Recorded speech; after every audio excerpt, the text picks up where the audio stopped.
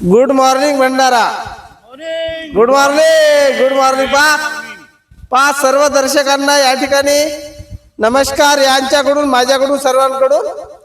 तर पहा आपण सध्या खोकरला अगदी खात रोडवर आपल्या नेहमीच्या ठिकाणी दर आठवड्याने मी येत असतो. साप्ताहिक माझी भेट होते या ठिकाणी. पहा हा वर्कआउट ग्रुप आपल्याला दिसत आहेत. थंडी म्हणजे एवढी कडाक्याची थंडी असताना सुद्धा हे यांच्या नियमित वेळेवरचा पा यांचा सुरू झाला होता. आणि यांचं सुद्धा म्हणणं आहे की आता संख्या खूप वाढलेली आहे आणि इथे जेवढी संख्या वाढेल तेवढे दवाखान्याची संख्या होईल असं यांचं म्हणणं आहे. माझंही म्हणणं आहे. माझा व्यायाम होता याच्यामध्ये. मी धावतो, पळतो, कॅमेरा इकडं तिकडं काढतो. माझा पण खूप व्यायाम होता यांच्यासोबत.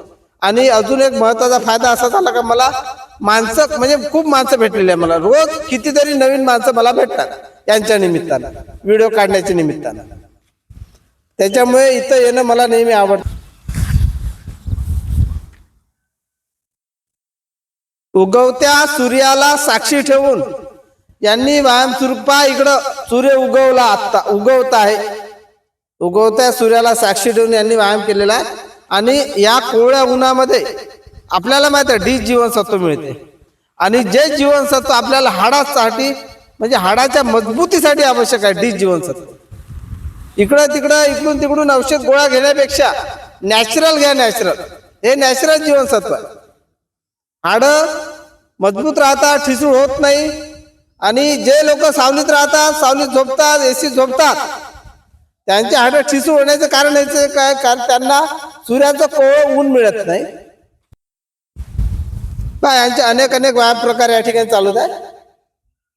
आता भ्रामरी आहे, याला भ्रामरी असं म्हटलं जातं. आणि भ्रामरीचा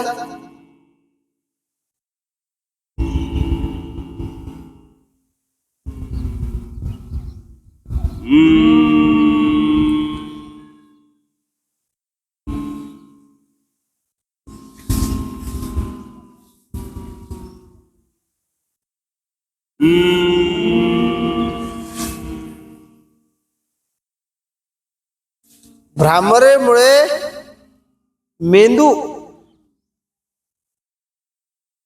मेंदूसाठी विचारशक्तीसाठी भ्रामरी हा योगा प्रकार, व्यायाम प्रकार अतिशय आवश्यक आहे.